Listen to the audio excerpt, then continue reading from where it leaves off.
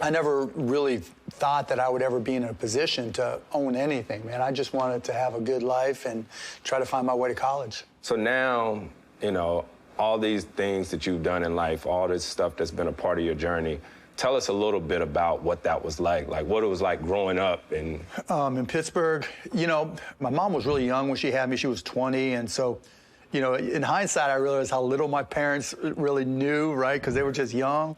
But my dad would just get up and go to work, and neither one of them went to college, and they were like, you guys, I have two younger brothers, Brian and Jeff, like, you guys are going to college, and we're going to figure it out because education's important, and you've got to find your own path. And he was always pushing me, and both my parents were pushing me to be independent. And however it started, I don't know, from the time I was 9, 10 years old, I was hustling. I was one of those kids that was always selling something. Yeah, like I was selling baseball cards, right? Really? I would go buy baseball cards, and then I'd flip them, right? Get as many, you know, get good at flipping, package them. Then I'd go down to the park where we would play pickup or whatever. There would be this bench that was there, and I would just sit there and repackage baseball cards, and I'd say, okay, there's definitely one Pittsburgh Pirate in one of these, right? You might get Roberto Clemente, you might get Willie Stargell, and I'd mark them up and make some money, and you know, and that's how I'd get spending money. And I remember one day my dad was playing poker.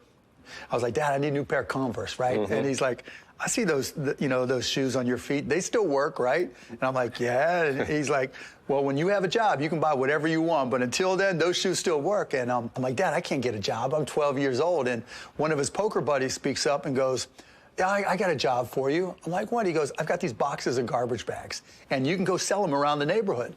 And I'm like, cool. Like boxes of garbage bags, right? Right? So literally, I would go to our neighbors, and I go, hi, I'm your neighbor, Mark. Do you use garbage bags? You sound like a Shark Tank. Yeah, right? Yeah, exactly. And of course, everybody uses garbage bags. So I'll never forget, they cost me $3 for a box of 100. I would sell them for $6, and I would just take them to them every couple of weeks, right? Whenever they needed more garbage bags.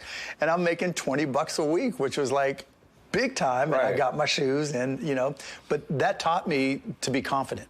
And that taught me that I could sell. And that taught me that selling was helping, not convincing, you know, because once I figured out that everybody needed garbage bags, then it really became obvious to me that if I can find things that people needed and wanted, and I could do it a better way than what they were doing it, then I can make some money. And that's kind of stayed with me since I was then. just about to say, it's crazy how you was thinking about that at 12, and everything you just said basically translates to everything you basically 100%. doing now in life. Yeah, exactly.